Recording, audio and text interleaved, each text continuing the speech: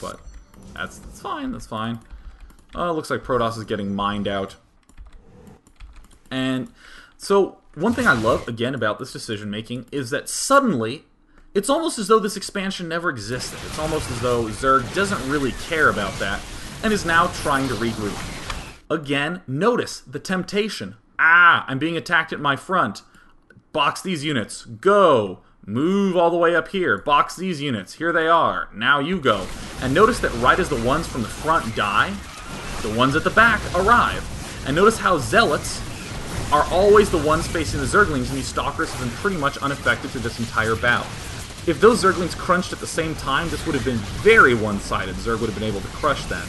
But it's so tempting in the midst of a crisis to kind of just, wig out and send them in. No need to do any of that. And, you know, a lot of players will look here and go, LOL, $6,500, you know, Zerg should, you know, clearly win this and all that good stuff. But, again, don't worry about that. No stress. It ain't no thing. I understand how easy it is to just sort of let your money pile up if you are especially in a really intense situation like this. But I would probably say the most important thing now is to start working on a lot of fundamentals. Like right now, I'd probably say that the storm is over as Zerg, right? You've held off this push. Anytime you finish off a final big attack, that should be your sign to go back into normal game mode. So let me just talk briefly about that. What time is it? How long have I been blabbing? 30 minutes. Cool. There's a normal game mode, which is, this is the way it's supposed to be, everything's great, everything's going according to plan. And then there's what I call crisis management. When was the crisis? When did that begin in this game? It began when Josh pinched with his Mutalisk and his Zerglings, lost all the Zerglings, and the Mutalisk had to retreat. Oh my gosh, that's not supposed to happen. I'm supposed to crush him. Now it's crisis management mode. And now it's time to, oh my god, what should I be sacking? It looks like this expansion needs to be sacked. I need to be regrouping.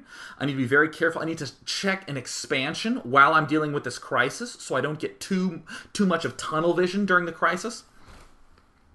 What was the other thing? And just to keep macroing so that way this force doesn't overrun and just be very calm with those units. And then once you crush it, once you crush that force, great, now I want to go back to expanding and I want to go back to harassing and all that good stuff. Don't become overly obsessed with harassing during a crisis. That is one of those absolute tip-top level plays that will bring the best diamond player, or excuse me, bring, you know, one of the better diamond players to be one of the best diamond players. If you're, you know, very, very low, there's no reason to, you know, right after you lose everything that you have, to somehow try to do some little harass, you know, oh, I'm going to drop him after I lost my huge force. You know, it's, you're in crisis mode. You need to work on not dying, not trying to swing some little tiny economic advantage that will spell itself out over time. So, mucho roaches are being produced here, and one thing that I love yet more is the fact that still, after this crisis, look at the minimap. Protoss still has pretty decent vision of everything that's going on. And I'm curious about the APMs. Yeah, look, about 100 APM. And Protoss is keeping his money relatively low. You don't need super fast APM to do all that you need to do in said game. But yeah, I'm going to speed this up a little bit. And hey, it looks like Mr. Clay is hopping back on track. He made a few roaches. Looks like he is still continuing to make roaches. Has a hive been thrown down yet? No, and again, I would probably say, now that the worst is over, go back to what you were doing before. You have a few roaches. There's no reason to completely abandon ship. All that happened was this gold expo died. It's not like you lost your main, or, you know, you're doing some sort of funky base trading. You just lost one base, and now you regained that one base. Your initial plan should still be working. So it looks like Eogop's just saying that the rock is quite sightly. It's going to leave it as is. More pylon attacking, probably the 1000th pylon that has gone down this game. Phoenixes doing a good bit of shanking in the air. That's really what their attack still looks like to me. Getting some Nidus networks. Alright, cool. And, you know, there's more stuff that I like that's just sort of this consistent internal logic to the play, which is that, everything that Zerg's doing is kind of geared towards being far away from the opponent. Look, Nidus networking, playing defensively with roaches and Zerglings, harassing with Mutalisks. It's not like a big push attack at the front, and a lot of times you'll see players who do a harassy style of play, and they won't do things that are consistent with that. Like this Zergling Mutalisk is very harassing. It's very, I'm going to do this stuff. I'm going to run up with Zerglings and try to pick off some workers that I see here. It's this sort of, I'm going to be spouting a Nidus Worm in the back. It's a lot of this Mutalisk running around the main, picking off pylons. And here's another one of those things that I get the basis of this decision-making. I'm going to attack here at the front and Nidus Worm at the back, and that's going to be awesome. But it's important that you don't sacrifice things in the middle of a distraction. Yeah, sure, attacking in two places at once, almost always going to be good, especially if, you have some sort of, like a Nidus Worm is a pretty huge deal to deal with. But there's no reason to sack all the Zerglings. People tend to overestimate how much they really need to do. And that's why a lot of good players, you'll just see run Zerglings up, and they'll bounce them around here for 3 minutes, and then run away without ever doing anything, and then a Nidus Worm appears. It's almost like the threat of continually having more and more and more units is just way, way, way too much to deal with. So I would say a little bit too much deviation from the plan, and not enough. If you're going to abandon ship on your plan, which I don't really recommend here, make sure that you just sort of embrace what it is you're doing. A lot of roaches, lots of roaches. We should be getting roach upgrades. No reason to not do that. If for some reason we had to make 50 armories as Terran because we saw a whole bunch of corruptors coming out, we didn't initially plan that, get the +1 attack upgrade. Just make sure you are still sort of accepting what it is that you've done. So again, I would either say, well, I guess what I'm really saying is don't waffle. Don't say, I kind of want to do my Mutalisk thing, kind of want to do my Zergling thing back there eventually. Just make sure you can say something like, I'm going to make roaches for now, okay, and now I'm 100% back and devoted to going nothing. But Mutalisk Zergling with lots of upgrades until I get Ultralisk. So it looks like this Overlord is dragging himself in. Looks like these Phoenixes are continuing to make me giggle because they run backwards as they shoot. Oh, there's a Nidus Worm going down. And my Starcraft almost crashes. Great, it doesn't crash. Cool. And what else is going on here? Oh, attacking two places at once.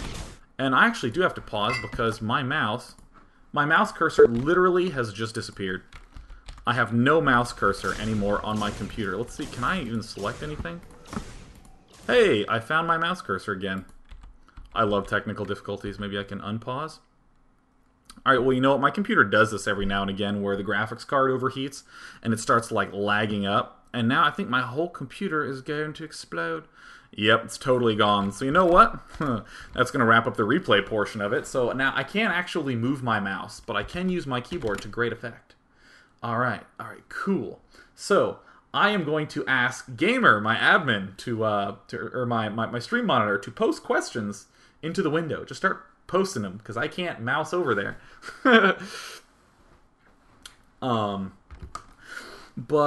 Yes indeed. So more about like the nice decision making elements. What I would like to see more of. Very simple things you see come up again and again and again and again, and it's so hard to be sucked into the mechanics of the game that you stop doing these really, really simple things. Like, attacking two places at once is a good way to kill at least one of those places. If I hit in the back of his main and at the back of his Gold Expo, fantastic.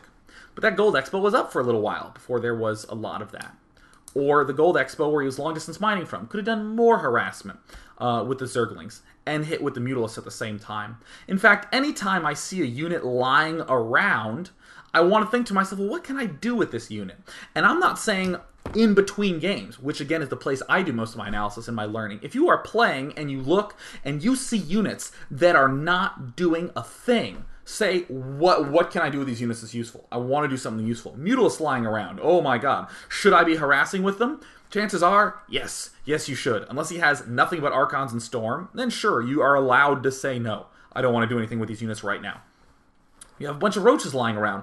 What should you do with those roaches? Well, maybe you should start positioning them in good spots and getting them in good control groups. Yeah, that's really important because roaches have very short range. They need to be positioned well in advance. I have this pack of 12 Zerglings doing nothing. Should I be doing something with it? Yes, just start wandering around the front of his base, making sure no probes are getting out. Just try to make everything active. And if you keep telling yourself, I need to do this, I need to do this, I need to do this, suddenly you're not only playing better, but you're playing faster, which for some reason is this huge fantasy that players have. They go, how do I play fast? Well, just think of a lot of stuff you need to do. Try to do it as quickly as you can. Oh, here's a great question by Asimov, who says, Day 9, did you ever in your StarCraft career have any really bad or memorable losing streaks? If so, how did you manage to break it and start winning again? Which is super important. Because one of the ways I would even describe the game that we just saw is I was in control. I was winning the game. Holy shit, am I actually going to lose this game? I'm going to try to fight back. Going to try to fight back. Oh, okay, I'm starting to win this game again. And really, I would probably say objectively at this point, objectively at the game that I cannot tab to because my graphics card is overheated, objectively, looking at that part, I would probably say to myself, you're in good shape, Josh. You're in good shape. You're going to win. 100%. Clearly, absolutely going to win. But it's so hard to emerge from that crisis mode and to acknowledge that it's actually done and you can go back to normalcy. And the way this relates back to losing is that when you get in that crisis mode and you lose, it can feel really terrible. You can feel really sort of ugh. And whenever I've actually gone on losing streaks, sure, you get irritated and you get mad, and you should just take a break. Like, seriously, it's the hardest thing in the world to do is to just go, stop, and I'm not going to play anymore tonight. And I go do something else. I don't do something like, all right, I'm not going to play, but I'm going to watch all my replays and really focus on it. No, I like go get a comic book and I read that. And perhaps one of my more memorable losing streaks is there was this tournament that was like, this is really bad. There was this tournament that was the top 32 qualified for the final tournament. There was like this ladder. And I was ranked 40th on the ladder, and I logged on at like 6 p.m., and it ended at 5 p.m. the next day. So I was just like, yeah, I'll just play a few games, and then I'll be in the top 30, and I'll go to bed. And I got to like 33, and I'd win, and I'd be 32nd. I'd be like, okay, well, I need to win like 2 more, so that way I can just not play tomorrow, and no one will get ahead of me. And then I kept going win, lose, win, lose, win, lose, win, lose, win, lose, win, lose, then lose, lose, lose, lose, lose, lose, lose. And from about, I would say, 4 a.m., this is going to sound psychotic to you, from about 4 a.m. to noon, I lost, like, probably, like, 30 games. Like, literally, maybe won 1 or 2.